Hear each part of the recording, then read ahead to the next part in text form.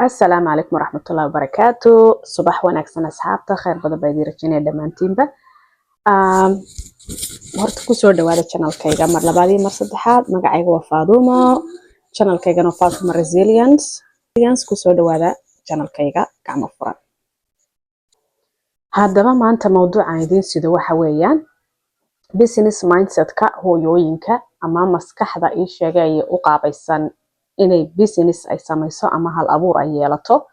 oo gaar ahaan hooyooyinka ah. Haddaba weliba waxaan si qoto dheer uga hadli doonaa hooyooyinka maxay ahaydey immigrant-ka ah ama magaalada ku cusub ama magaalo kale inta ka guuran magaalo kale tago nolosha dib u bilaaba ayuu khuseeyaa markaas. Maxaan uga jeedaa business mindset-ka hooyooyinka?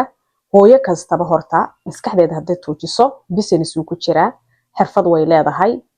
waxay ku shaqaysato way leedahay iyadoo ilmaheegii haysata, ilmaheegii guriga la joogta. Yacni hooyo bilaa maxay ahayd qorshe ama jirtaba adduunyadan baan isleeyahay anigu. Inkasta oo ay jiraan hooyooyin buuq fara badan ku jira oo ku jira maxay ahaydeen carqalado ama ku jira ii sheegay family problem ku jira, way saameynaysaa marka hooyadaasi inay maskaxdeedu u fikir wada sida saxda ah ama ay business ku abuurato ama ay ii sheegay ilmaheegii attention ay ku siiso. Way maskax yacni buuqsan waxa ma qaban karto. Marka mawduuca maanta aan ka hadlayo waa hooyadaas maskaxdeeda businesska ku jiro iyo maxay ahayd hooyo walbana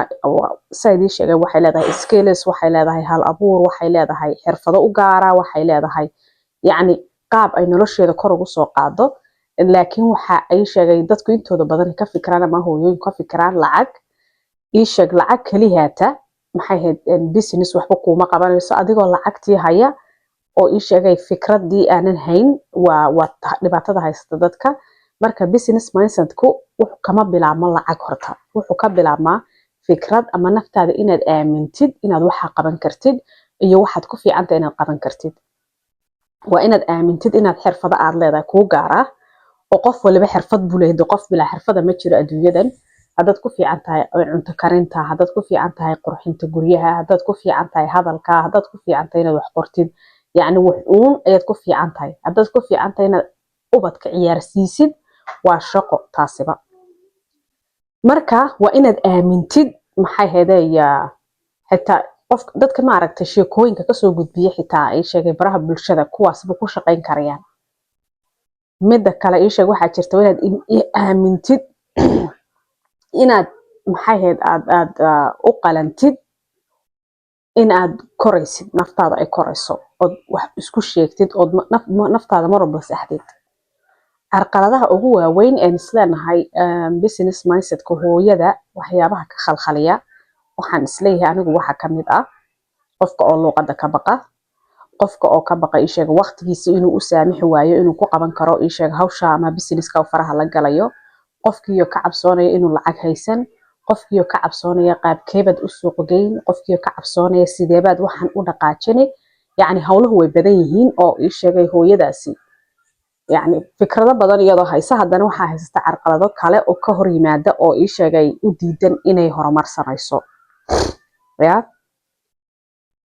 Oo waxay ka baqaysaa qofkaasi inuu markuu waxaan uu dhex galo inuu hadhowtoono u dhaqaaqi waayo, u shaqayn waayo. Bulshadan ii sheegan ku dhex jirnana waxba u samaysan tahay in dadka fail garayso ama ay fashiliso. Qofka laakiin dhagaysan waaya uu ka talaabsanayaa, gaar ahaan hooyooyinka ama dadka ii sheegay immigrant-ka magaaladooda aan ahayn meel kale jooga ama ahowba qof ii sheegay mar walba dee waddankiisii jooga oo haddana laakiin mar walbana ay carqalada haystaan. Laakiin waa inaad xasuusnaatid guul kastaba ay hooyadu soo hoysaayey wuxuu ka bilaabmaa adiga ayuu ka bilaabmayaa inaad adigu naftaada aamintid, inaad aamintid waxaan qaban kartid, inaad aamintid inaad intaay inka badan aad qaban kartid oo horumar dheer aad samayn kartid naftaada ubadkaaga adigoon istaalinayn, adigoon isbuuqinayn, adigoo maxay ahayd rafaad isgelinayn, adigoo lacag badan iska gelinayn businesskaad samaynaysid waxyaabo yaryar baad ka bilaabaysaa step by step. waxaan hore lagu gaaro maba jiraba, wax walba wuxuu leeyahay dariiq loo maro, wuxuu leeyahay sabir, wuxuu u baahan yahay sii wadayn ama joogtayn. Inaad ii sheegay shaqada aad qabatid, shaqada aad bilowdid inaad ka hadhid maaha, waa inaad maalin walba joogtaysid, maalin walba aad ku celcelisid adiga oo waqti u qorshaysanaya ilaah waqti yar naqas xitaa mu noqdo maalintaada dhan ka soo go waan ognahay in shaqadu kugu badan tahay waan ognahay inaad hawl ku sugayso ubad ku sugay carruur ku sugayaan haddana hooyo kastaba waxaan leeyahay waxay leedahay business mindset oo gaar ah xirfad way leedahay waxay ku shaqaysan karto way leedahay hooyadaasi ya hooyo maxay bilaa kartiya ma jirto qof dhanbu ilaahay ka soo abuuray calooshaada ka soo saaray 9 bilood soo siday soo korisay inta soo leekaysiisay waliba ilmo qodhamahana qaarkeen waxay dhaleen 10 carruur oo koriyaan oo hayaan marka waxaan leeyahay anigu faadama ahaan aniga ra'yigayga hooyo kastaba way leedahay business mindset laakiin waxay garan laadahay barrierka ku dhex jirta ama carqaladaha ku dhex jirto sida uga dhex bixi lahayd sida horumar u sameyn lahayd sida ii sheegay u dhaqaajin lahayd maskaxdeeda u tuujin lahayd sida saxda ah ee wanaagsan iyadoo cidna dhageysanayn cidna war ka sugayn xataa dadka ra'yi lama weydiiyo ra'yiga ma aragtay marka qof weydiisid isaga sida la tahay kaaga jawaabaya laakiin waa naftaada adigu la fadhiisatid naftaada la sheekaysatid naftaada wax weydiisid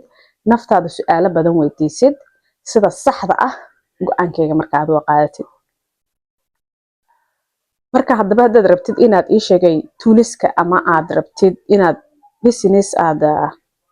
aad ku samaysatid waa 3 qodob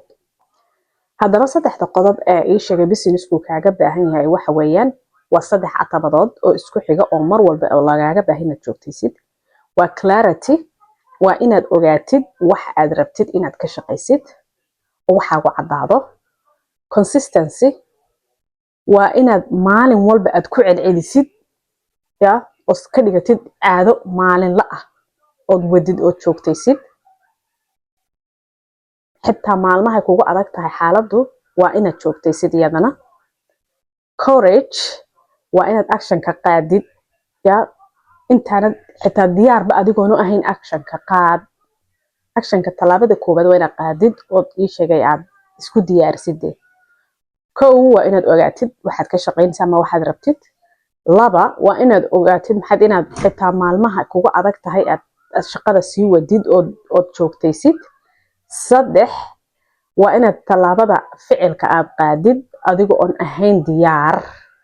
dadka qaar waxay sugaan perfect dayska ama maalmaha diyaarka qofku reediga yahay wax reedi la yiraahdo ma jiro walaalo reedi wax la yiraahdo ma jiro shaqada rabtid inaad bilowdid isla markaaba qaad wax diyaar la yiraahdo ma jiro adduunyada saacadood oo socdaan waa inaad marka faraha un la gashin markaaba ya 3 qodob waa 3 qodob ugu muhiimsan ee business ku bilaabi lahayd ama aad ku wadi lahayd hay orod ana horta muxuu ahaa midda kale hooyadu faa'iidooyinka ay leedahay marka lagu leeyahay hooyo ma ogtahay ina xitaa gurigaaga adigoo joogaba aad tahay qof business ka shaqeynaya oo kale waa taqaanaa multitasking ka saad u sameynaysaa shaqooyin kala duwan oo badan inaad hal mar gurigaaga ka dhex qaban kartid ma carruurtaada u qaban kartid maxay ahayd maani aha isha business markaad samaysanaysid carqalad ma aha ama culays kugu aha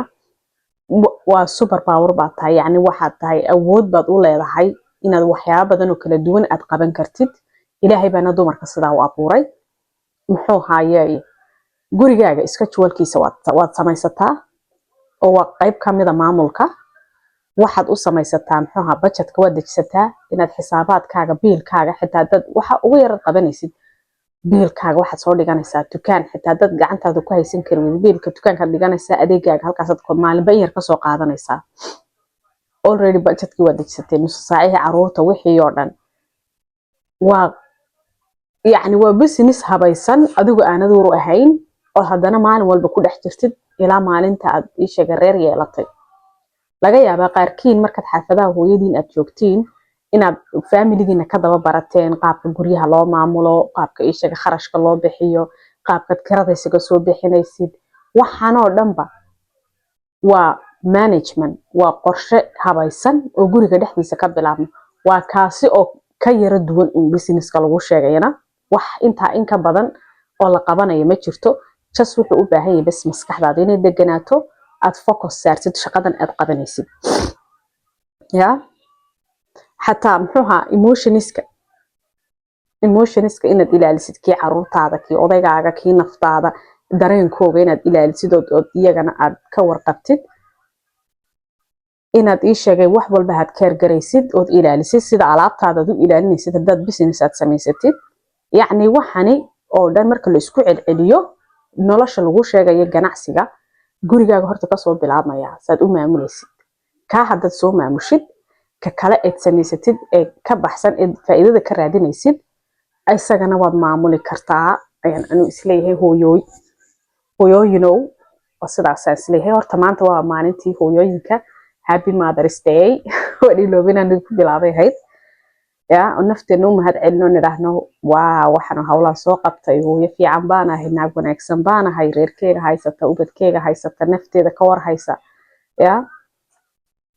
hooyo walba oo ii sheegay adduunka ku nool waa qof adag waa qof karti leh waa qof dadaalaya waa qof maskax leh waa qof maxay waa hooyo maxay ixtiraam leh waa hooyo adag waa hooyo yacni waxaan ku tilmaamay aan garanayn marka hooyo kastaba yaa inay qof adag tahay waan hubaa dumarka qaar laakiin de ay haddana isaga dhex jiraan hawlo family problem haysataan laakiin iyagana sabirkooda ilaahay siiyey ay ku sabrayaan ku adkaysanayaan hay markaan ka soo gudbo halkan waxaan u imalnaa bulshada maxaan uga baahanahay hadaba maadaama aan ganacsi samaysano oo nahay hooyo maskaxdeeda business ku jiro maxaan bulshada uga baahanahay bulshada mar walba u baahan tahay oo waxaad uga baahan tahay ganacsi kasta oo furtid wuxuu u baahan yahay dad wax ka iibsada dad kugu xirnaada macaamiil baad u baahan tahay client customer yacni dadka ma marsamaysid mar waliba maadaama aad ganacsi aad samaysatay ama social media ku shaqayso ama ha noqdo product physical ama gacanta lagu taabanayo ama dukaan furo ama meherad furo mar kasta waad u baahan tahay dadkaasina waxaad kaga bilaabi kartaa yacni kaliya heer waad gaari kartaa laakiin waxaad u baahan tahay bulsho ku kabta ku daba socota isla shaqaysaan gaar ahaan hooyooyin isku maskax aad tihiin baad la soconaysaa ama dad aad isku ishaga maskax tihiin baad raadsanaysaa oo kamid ah maxay hayday hooyooyinka business mindset-ka iyaguna haysta ama waxaad arkaysaa hooyo maxay hayday dawaar haysata gurigeeda ku dhex tolaysa hooyo waxaad arkaysaa keega gurigeeda ku dhex samaynaysa hooyo kale waxaad arkaysaa buskudii gurigeeda ku dhex samaynaysa hooyo kale waxaad arkaysaa alaabintii soo iibisay gurigeeda ku dhex iibinaysa waxa jirta hooyo kale iyadana hooyooyinka qaar waxa jira iyaguna soo gala TikTok live ama TikTok wax ka iibiya hooyooyin waxa jira iyaguna social media wax ku iibiya ku ganacsada hooyooyin kale waxa jira guriyaha casharada ugu dhiga caruuraha hooyooyin kale waxa jira quraanka ugu dhiga wax kale aan dhigin waxa jira yacni way badan yihiin dadkan xitaa qaar waxa jira dumar hooyooyin ama habeenkii oo kale ama casarkii oo kale cunto ku iibiya albaabada guryahooda hortiisa yacni dadkaas oo kale dad bay ku sii xidhan yihiin adna dadkaas oo kale aad u baahan tahay inaad raadsatid marka aad bulsho laga hadlayo bulsho caafimaad qabta bulsho wax kula qaban karta bulsho kugu xidhnaan karta oo is leedahay waxbay kula qaban karaan dadkani oo way kula shaqayn karaan ayaad raadsanaysaa asxaabtaadu ma ahin inay noqdaan asxaab yacni gidaarada iska fadhiya maala yacni waqtiga ku dhumanaya hebla waxa tiri hebel wuxuu yiri ama war ka shaqaynaya xaafadihii isku diraya ama balaayo ka shaqaynaya gidaaradaas taagtaagan ama telefoon u haysta habeenii maalin waxba kugu soo kordhinayn saaxiibkaasi saaxiibku ma noqon karo bulshadaasina waa laga fogaadaa hooyooyinka wanaagsan baa la hadlayaa marka business mindset aad tahay waa inaad raasatid dad iyaguna sidaas oo kale small business ka haysta oo dad kale ku xiran dad kale ku sii xiran yihiin oo isla shaqayn kartaan marka agtaada waa inaad ku hareeraha ku meeraysid dad riyooyin leh waa dad wax isla fahmi kartaan wax isla xisaabin kartaan wax isla raadin kartaan dad kugu soo xiri kara yacni dadka bulshadaas ayaa loo baahan yahay bulsho adag oo wax kula qaban kara in aad raadsatid markaad ganacsi ka fikiraysid ee tahay hooyo maskax leh waan isla fahnaan u malaya taasi markay hooyadu ay ii sheegay ay kor isku soo qaada nafteedu faamiligeedana korba u qaadi kartaa ama korba u soo qaadmayaan waa faa'iidooyinka ay leedahay hooyada caafimaad qabta hooyada dadaalaysa hooyada business mindset ka haysata hooyada rabta horumar ula rabta caruurteeda iyo nafteedaba ayaan ka hadlayaa waayahay gabagabadii muxuu ahaa topigeena maanta ayaan ka hadlayaa maadaama on hooyo un ka hadlayo hooyo ganacsigeyga hooyo business samaysanaysa hooyooyinow waxaan kusoo gabagabeynayaa in aad tahay inaad haysatid maskax caafimaad qabta oo u baahan ganacsiga maanta inaad bilowdid maskaxdaada tuujisid sida ugu wanaagsan maaha inaad sugtid waqtiga ay noloshu ay kuu fududaato ama ay easy kuu taho adiga oo halka ugu daran ee rafaadaya waa inaad bilowdid wax uumad iska sii kala fududaynaysaa inaad bilowdid maanta waqtiga taagan tahay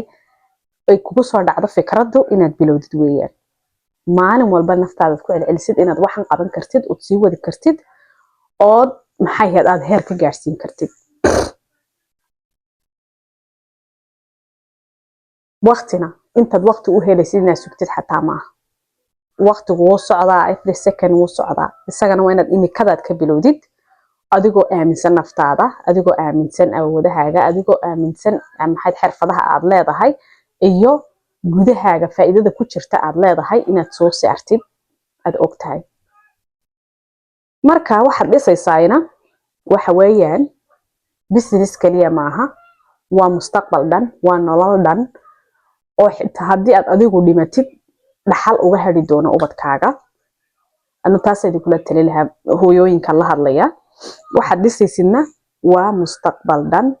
oo dhaxal aad uga reebisid ubadkaaga iyo naftaada haddii aad dhimataba ubadkaaga iyo cidii kaa dambaysa khasaaro mar walbana kuma jirtid yaa sida u ogaada maca salaamaad casar duhur wanaagsan waqti yar baaba kaadha duhurkiiya hana iloobina inaad channelkayga subscribe saartaan share comment fiicanna iga tagtaan aad baad u mahadsantihiin sida fiican idiin dhegaysanaysiin daawateena channelkayguna kunkii uu gaadhay insha Allah inta in ka badan ayaan rajeynaya inaan gaadhno alxamdulillah ilaahay bana la soo qabtay iyo intii qof ay soo subscribe-sayba aad baa idinka mahad celinaya aad baad u mahadsantihiin maca salaama khayr badan baa idin rajeynaya